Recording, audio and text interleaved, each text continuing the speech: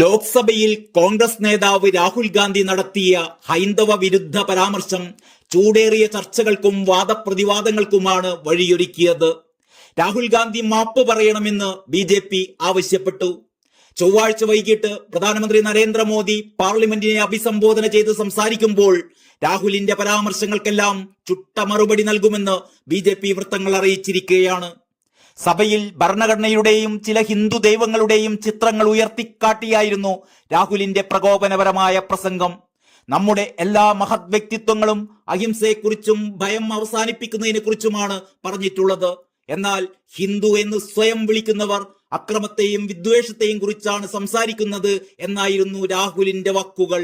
ഇതോടെ പ്രധാനമന്ത്രി നരേന്ദ്രമോദി ഇടപെട്ടു. ഹിന്ദു സമൂഹത്തെ അക്രമാസക്തരെന്ന് വിളിക്കുന്നത് ഗുരുതരമായ കുറ്റമാണെന്ന് മോദി പറഞ്ഞു. രാഹുലിന്റെ വാക്കുകൾ ഹിന്ദു വികാരത്തെ വ്രണപ്പെടുത്തുന്നതാണെന്നും അദ്ദേഹം കൂട്ടിച്ചേർത്തു.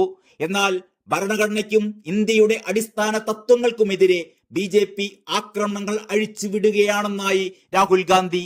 പ്രധാനമന്ത്രി നരേന്ദ്രമോദിയുടെ ഉത്തരവുകൾ പ്രകാരം ഞാൻ ആക്രമിക്കപ്പെട്ടു. എനിക്കെതിരെ 20-ലധികം കേസുകളാണുള്ളത്. 55 മണിക്കൂറോളമാണ് ED എന്നെ ചോദ്യം ചെയ്തത്, രാഹുൽ ഗാന്ധി പറഞ്ഞു. രാഹുലിന്റെ പരാമർശം വിവാദമായതോടെ ഭരണപക്ഷവും പ്രതിപക്ഷവും സഭയിൽ ബഹളം വെക്കാൻ ആരംഭിച്ചു. രാഹുൽ ഗാന്ധി മാപ്പ് പറയണമെന്നാവശ്യപ്പെട്ട് കേന്ദ്ര ആഭ്യന്തരമന്ത്രി അമിത്ഷായും രംഗത്തെത്തി. ഹിന്ദുവായതിൽ അഭിമാനം കൊള്ളുന്ന കോടിക്കണക്കിന് ഇന്ത്യക്കാർ ഈ രാജ്യത്തുണ്ട് എന്ന കാര്യം അദ്ദേഹത്തിന് അറിയില്ല. അവരെല്ലാവരും അക്രമത്തെക്കുറിച്ചാണ് സംസാരിക്കുന്നത് എന്ന് പറയാനാണോ അദ്ദേഹം ശ്രമിക്കുന്നത്? അക്രമത്തെ ഒരു മതവുമായും ബന്ധപ്പെടുത്താനാകില്ല.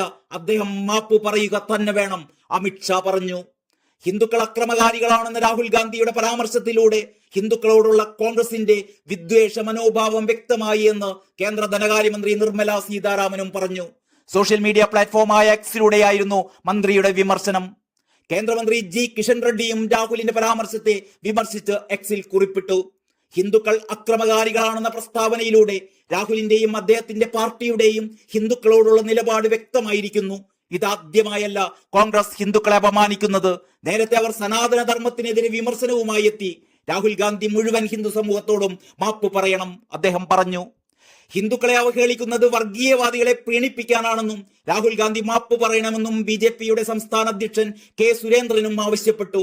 ഹിന്ദുക്കളെല്ലാവരും അക്രമകാരികളും അസത്യപ്രചാരകരുമാണെന്നാണ് രാഹുൽ പറയുന്നത്.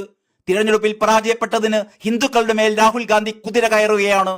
ഭഗവാൻ പരമശിവനെ അവഹേളിക്കുന്ന പ്രവൃത്തിയാണ് രാഹുൽ പാർലമെന്റിൽ നടത്തിയത്.